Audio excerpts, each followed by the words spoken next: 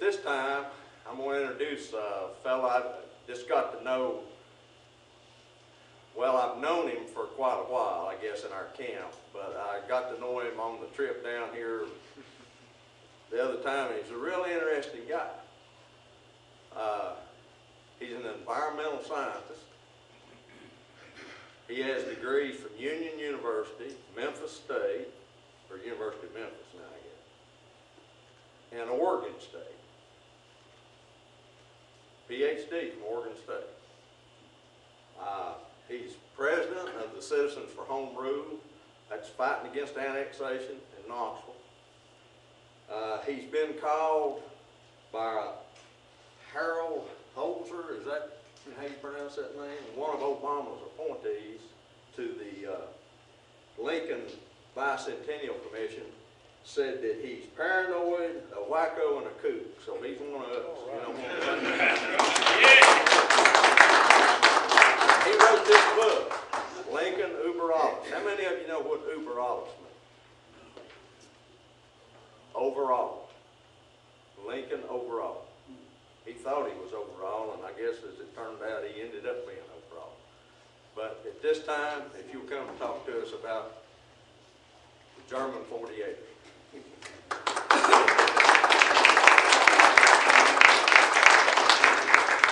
Thank you for that introduction, Earl, and thank you for the invitation to come speak to you tonight here at the Nathan Bedford Forrest, camp number 3. My great-great-grandfather, William Ahab Johnson, mustered in the 18th Tennessee Cavalry Company I in the Army of Tennessee at the tender young age of 44, and spent the last 13 months of the war riding around Tennessee, Kentucky, Alabama, and Mississippi shooting at Yankees. He surrendered with the Army of Tennessee when Forrest surrendered on May the 10th, 1865. And we don't know whether he had a horse to ride back home to West Tennessee or he had to walk. My topic for you this evening is who were the German 48ers and what did they have to do with Lincoln's election and the Civil War. But before I get to that, I like to pose trick questions. So I'm going to pose a trick question. We're not going to answer it now. If you know the answer, hold it, and we'll get back to it at the end of my presentation. And this will seem like, that's kind of a, I'm not sure how this fits in question, but I think you'll see later that it fits in pretty well. And here's the trick question. When Mussolini's fascists came to power in 1922, what did they do with the Italian Constitution? We'll get back to that at the end. Many scholars around the world think Americans tend to be a spoiled, self-served lot. We study American history as if it's the only one that matters. And we tend to see the rest of the world only as it impinges on American history. Thus, the French and Germans are relevant on June the 6th, the British on July the 4th, and the Japanese on December the 7th. But in no part of American history does the ignorance of how we were affected by another country compare to the intellectual black hole of the Civil War. The University of London's Brian Holden Reid puts it best, quote, "As a British student of the American Civil War, I have always been struck by the rather parochial attitude of American scholars to this tremendous upheaval and their reluctance to consider its significance in relation to other 19th century wars. On rare occasions, when comparisons have been made, they are halting, at worst, distorted by chauvinism. In short, Professor Reid thinks we Americans think the Civil War is all about us and nothing more. After all, every school child in America is taught that Lincoln freed the slaves, which he didn't do at all. The 13th Amendment did that after his death. In subtle thoughts, we are indoctrinated that the war was a costly, but necessary confrontation between forces of good and evil needed to wipe out slavery, and that slavery could only have been eliminated by an armed conflict, a grotesquely false notion, as I argue in my book. The fact is, in the 19th century, America was the only place on earth where war was associated with the end of slavery. Between 1804 and 1888, slavery was either abolished or manumission commenced without war in Haiti, Argentina, Colombia, Chile, Central America, Mexico, Bolivia, Uruguay, Ecuador, Peru, Venezuela, Puerto Rico, Cuba, Brazil, and all colonies of Britain, France, Denmark, and Holland. The truth is, there is a direct, even startling link between the European revolutions of 1848, especially in Germany, and the political events and bloodshed experienced in America in the 1860s. Thousands of Germans who actually manned the street barricades in Berlin and other Central European cities fled to America following the failed 1848 revolutions. This group of revolutionaries is known as the 48ers. The 48ers played a critical role to secure Lincoln's nomination at the 1860 Republican Party convention and a pivotal role in his election. They were the source of the most radical philosophies that sought to crush the rather loose confederacy of states that existed prior to Lincoln, in other words, Jeffersonian federalism, and to erect in its place a strong central government which would dole out political privilege and subsidy. In the name of democracy, they wanted a Leviathan central state with a free hand to enforce the will of the political majority over any political minority without the complex checks and balances of federalism, a sort of semi-legal mob rule. They were internationalists, imperialists, and many were anti-private property Marxists. Sociologist Heinrich Maurer said in a 1917 paper on German nationalism in America, quote, "In a sense, the American Civil War is a belated chapter of the German Revolution of 1848. Maurer views the Civil War as a liquidation of a European, not merely of an American past. The 48ers, quote, poured new wine into old bottles, and the dregs of European experience flavored the American vintage." So who were these 48ers? What did they believe in? And how did they accomplish what they accomplished? In 1848, revolt began in France and spread to Germany. Germans took to the streets demanding freedom and unity. This was instigated by the growing German bourgeois merchants, the middle class in the villages and towns, who sought to protect and enhance their economic gains against the reactionary royalists, the aristocracy of the landed barons. They desired a strong central government that would replace the loose German confederation of states and principalities. Both the bourgeois and the revolutionaries, an odd mixture of intellectual radicals such as Marxists, as well as radicals from various worker proletariat parties, wanted national unification in order to eliminate the complex system of tariffs and trade barriers among the German principalities, to establish some form of representative government that would seize power from the aristocracy, and to address the harsh reality of life for industrial workers during the formative years of the Industrial Revolution. They opposed regional interests and political subdivisions. It was the revolutionaries from the educated professional class who manned the barricades side by side with workers and successfully battled the Prussian army, at least for a while. They hoped to substitute the domination of industrial capitalism for the rule of the landed aristocracy. But when the actual revolt in the streets came, the middle class preferred to make peace with the royalist aristocracy rather than permit the movement to follow a truly radical course of action. The revolt collapsed, and 4,000 to 10,000 revolutionaries fled for America. And as the late Texas historian Walter Block noted, one step ahead of the hangman's noose. Unlike other immigrants, including many ordinary Germans, such as my great-grandparents, who fled famine or religious and class persecution, the 48ers came with their own political axe to grind and their own ideas, which they quickly attempted to insert in their new country.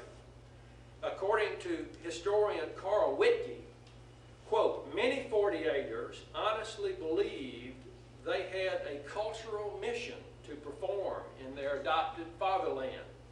They refused to be used as mere raw material to build a Yankee nation, which they found so disappointing in many respects.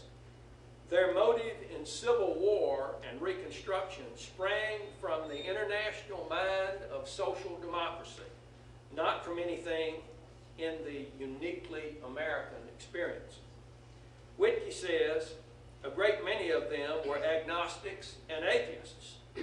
He says some of the more extreme 48ers actually dreamed of an intellectual conquest of the United States, which would then become the fulcrum for world revolution.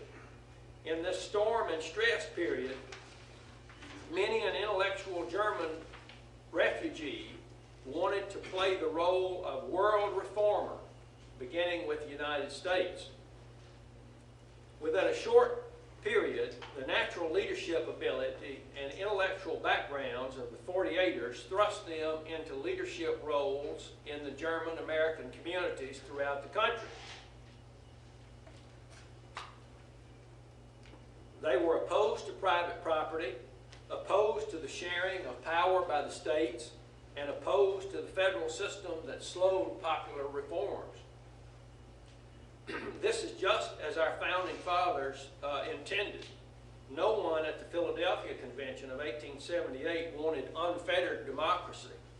They all believed, just as John C. Calhoun articulated, that the abuse of power is inherent in the nature of man, and consequently as much to be feared from a numerical majority as from a single individual.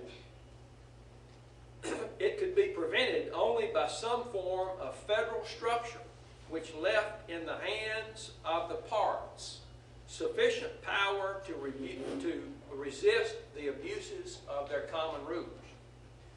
A number of specific political planks were adopted at two German-American meetings in 1854, one in Louisville, Kentucky, and the other one in San Antonio. They included a virtual confiscation of inheritance. This was a distinctly Marxist notion. A nationalization of the railroads. Abandonment of neutrality wherever American interests dictate. In other words, the creation of American empire. They favored direct election by popular vote of all federal offices, allowing candidates for Congress to stand for election in any state, regardless of residency. In other words, a prominent, well-known person in New York could run for Congress in Tennessee. Progressive taxation, another Marxist idea that became the basis of the income tax 60 years later. Abolition of religious instruction in schools, barring preachers from teaching schools, or of opening Congress with prayer. And the abolition of the grand jury system. All all these demands were dangerously inconsistent with the unalienable rights established in the Declaration of Independence. They smacked of a tyranny of the majority, a la the French Revolution, and had a distinctly Marxist, old Europe ring to them. The 48ers were unlike any other group of immigrants who came to America, or perhaps any other country at any time. Many had been Prussian army officers before joining the Revolution, graduates of military academies in Germany and Austria. A large number were lawyers, doctors, journalists, teachers, writers, and university professors. Many wrote in English and German language newspapers and other publications here and in Europe.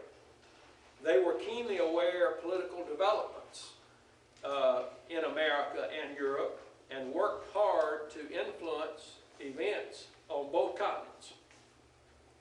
Many immersed themselves in politics after only 3 or 4 years in the United States, attending national political conventions.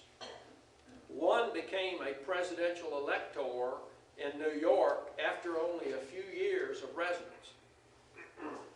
Yet few had the same degree of loyalty and attachment to their new homeland that was characteristic of other naturalized Americans, even other German immigrants. Some 48ers had been elected office holders in Europe and sought public office, often successfully, in America. 2 became U.S. ambassadors. Many served in legislatures, particularly in the northern states. At least 10 became general officers in the U.S. Army. After the war, once they felt they had accomplished their mission here, some returned home to Germany to serve in political office there. I will mention a few of the prominent 48ers, of which there were thousands.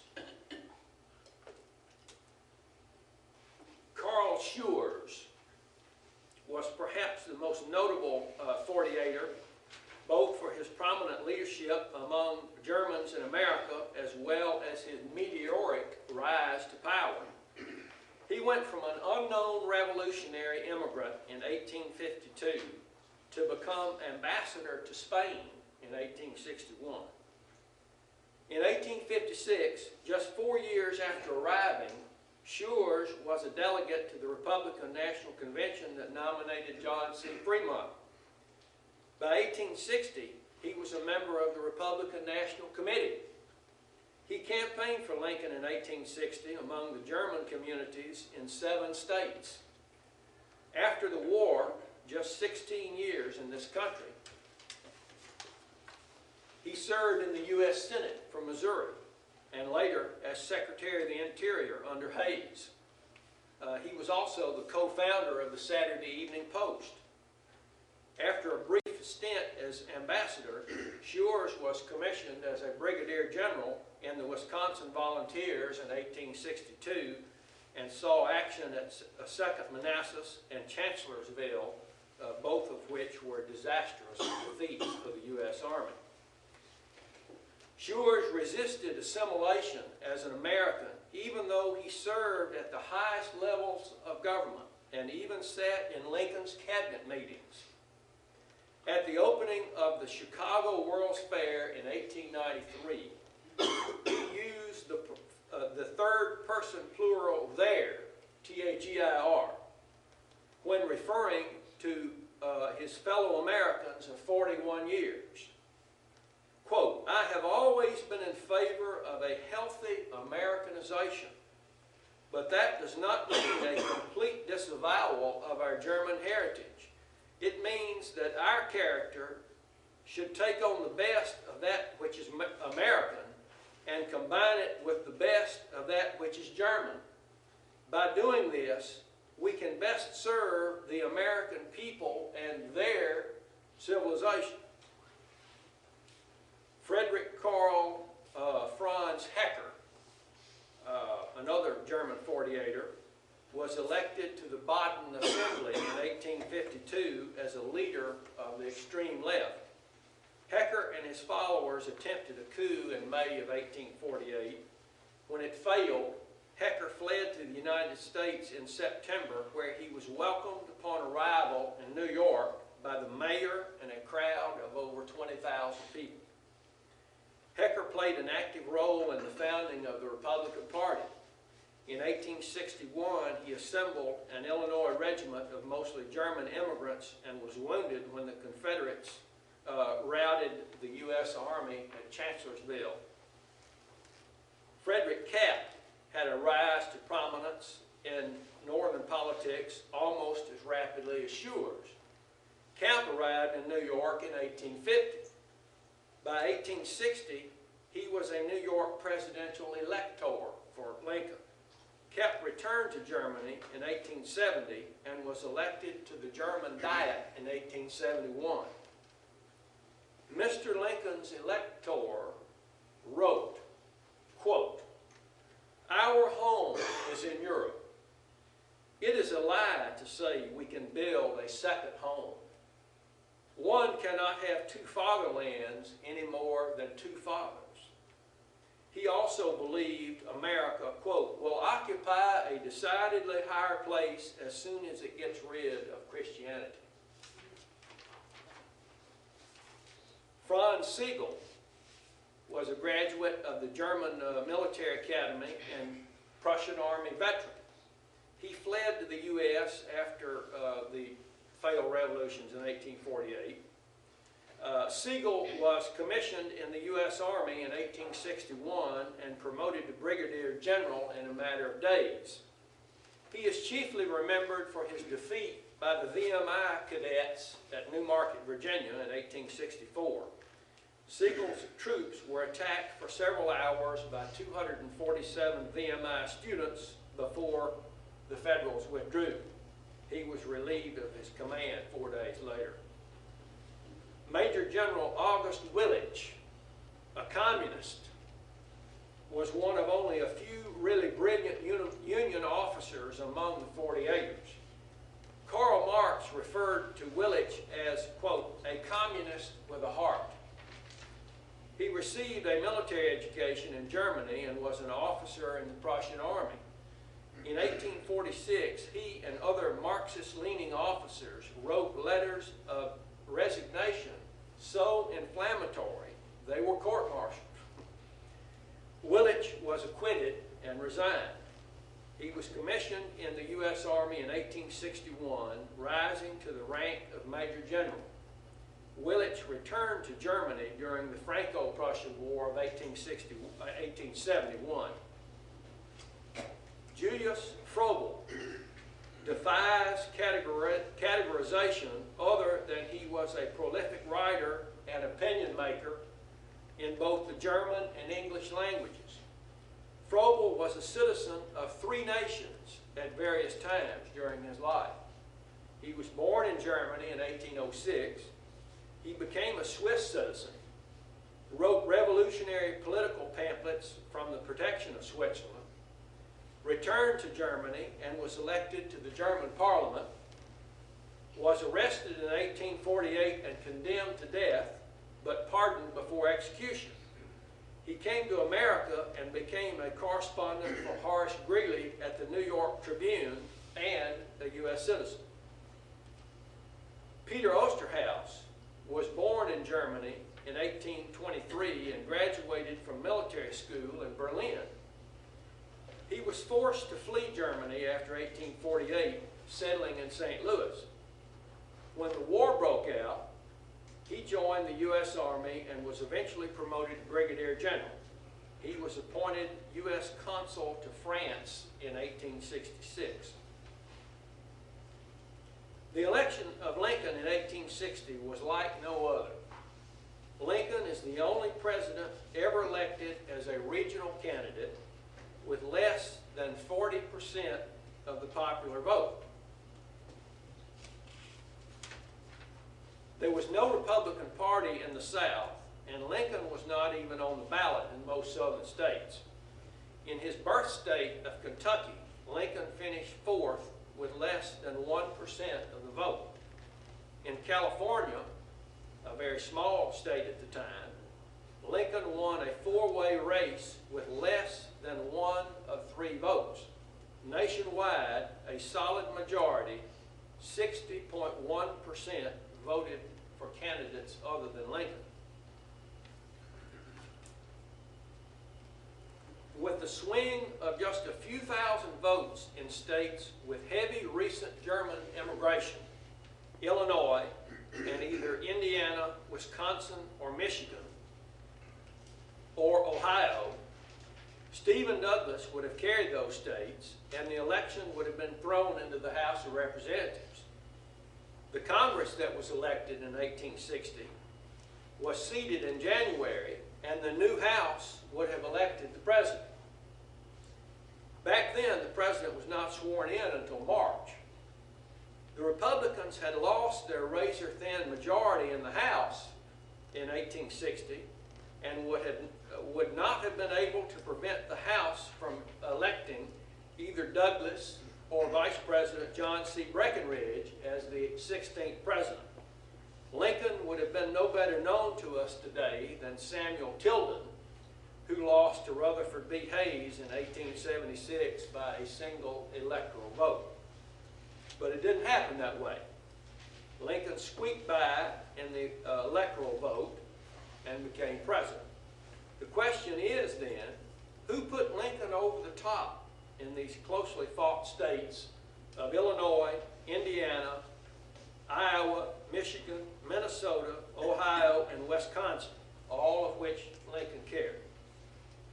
By the first half of the 20th century, there was a consensus among historians that German immigrants, primarily under the leadership of the radical 48ers, put Lincoln over the top in those 7 states. Writing in the Mississippi Valley Historical Review in 1942, historian Andreas Dorfeline states, quote, "It is generally recognized today that Lincoln would have never carried the Northwest in 1860, and with it the country, without German support." Also in the Mississippi Valley Historical Review, Donald Smith wrote in 1932, quote, "Without the vote of the foreign-born, Lincoln could not have carried the Northwest, and without the Northwest, or with its vote divided in any other way, he would have been defeated." Examining the election of 1860 in the 1911, the American Historical Review, historian W.E. Dodd noted the irony of the influence on American history that was wielded by foreigners. Quote, "The election of Lincoln and, as it turned out, the fate of the Union were thus determined not by Native Americans, but by the votes,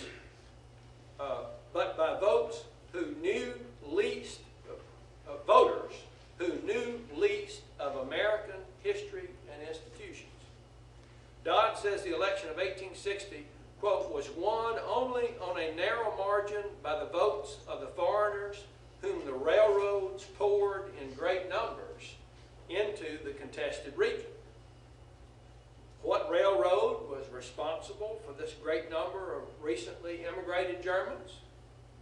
Dodd says it was the Illinois Central, which just happened to be one of Lincoln's lucrative clients. Quote, "The land agent of the Illinois Central published a guide to foreigners which was widely circulated in Germany and which directed all newcomers to this region," according to Dodd. In 1856-57, it sold 1 million acres of land and likely accounted for most of the 411,000 new settlers in Illinois. By 1860, there were 130,000 German-born immigrants in Chicago. Milwaukee was dubbed the German Athens. There were large German communities also in St. Louis, Cincinnati, and New York. In the election of 1860, one did not even have to be a citizen of the United States to vote in the states of Indiana, Michigan, Ohio, Minnesota, and Wisconsin. Of course, perhaps today you don't even have to be a citizen to be president.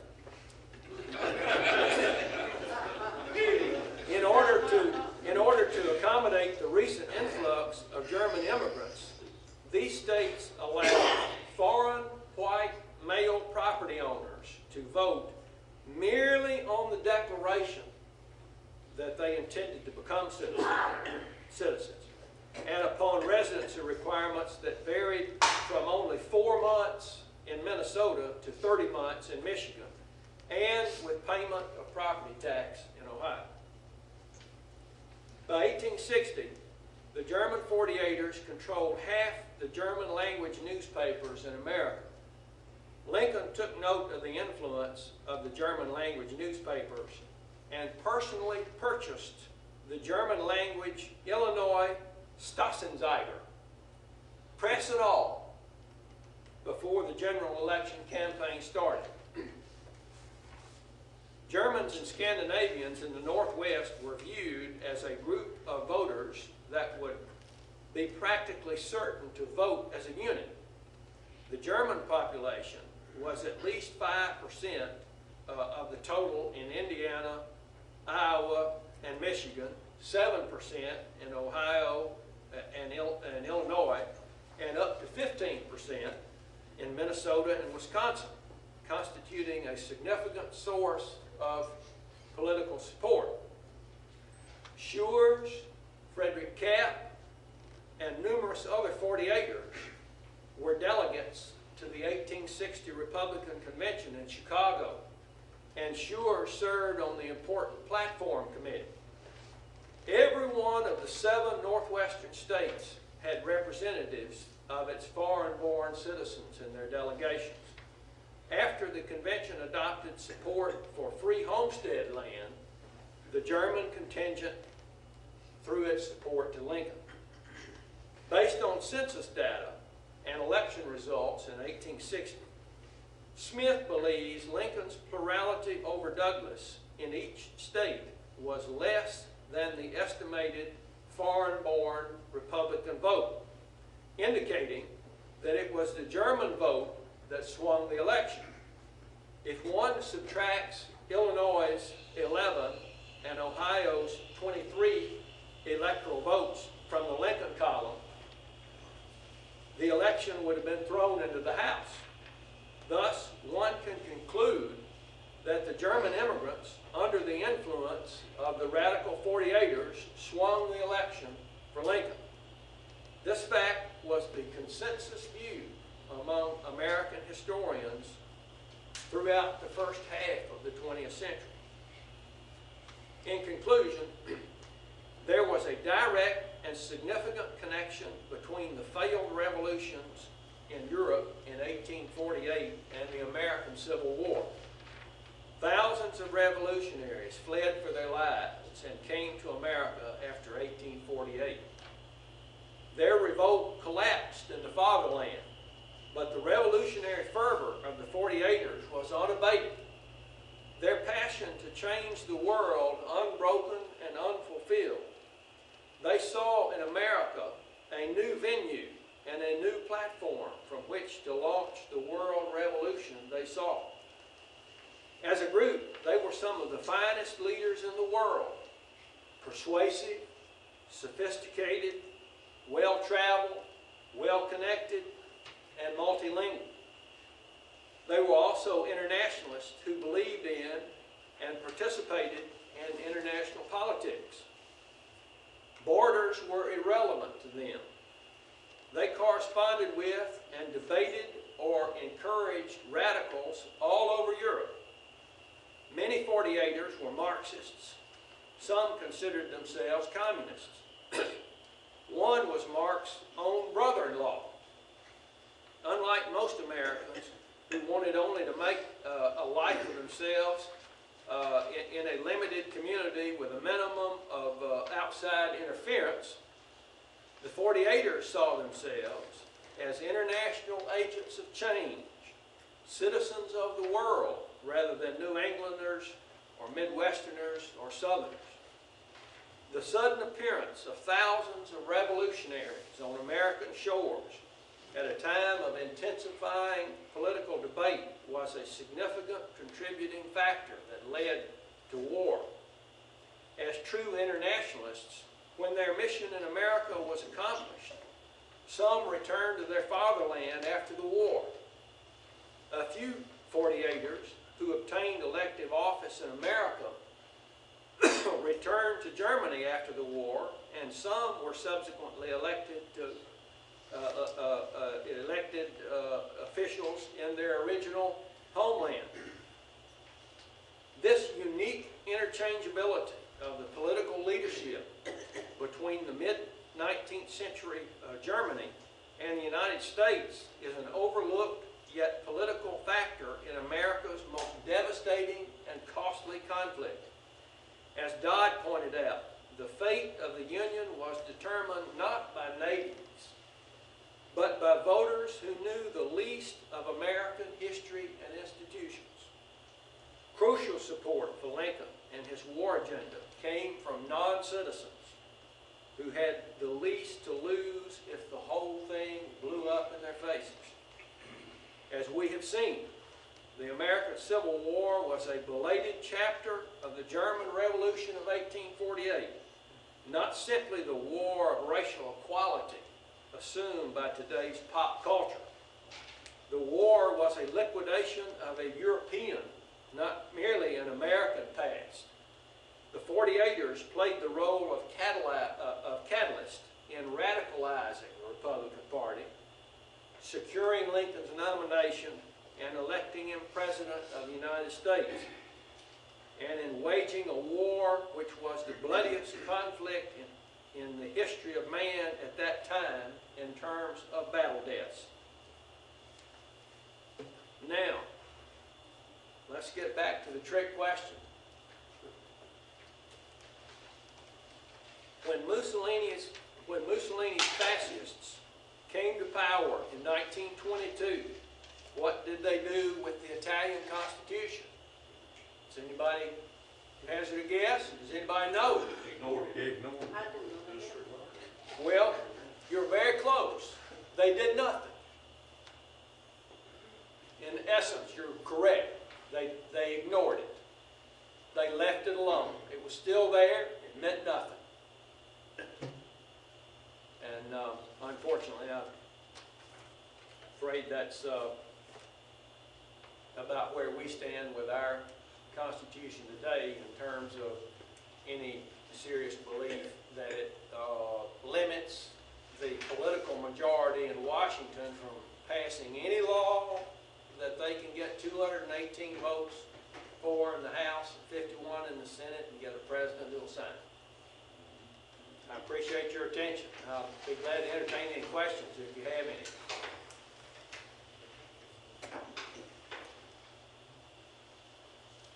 Did Yes, Hitler relate to the 48ers in any way? Pardon? Did Hitler relate to the 48ers in any way? Well, you know, he's Austrian. Yeah. Not that I know of. I read that he admired Lincoln. Oh, yes, Yeah. yes, he admired Lincoln. Lincoln was, in a sense, a role model in terms of, he was one of the successful centralizers, just like Bismarck was a successful centralizer. And there were Italians that were also involved in the, I guess Garibaldi was, comes to mind in Italy. Any other questions? I appreciate your attention.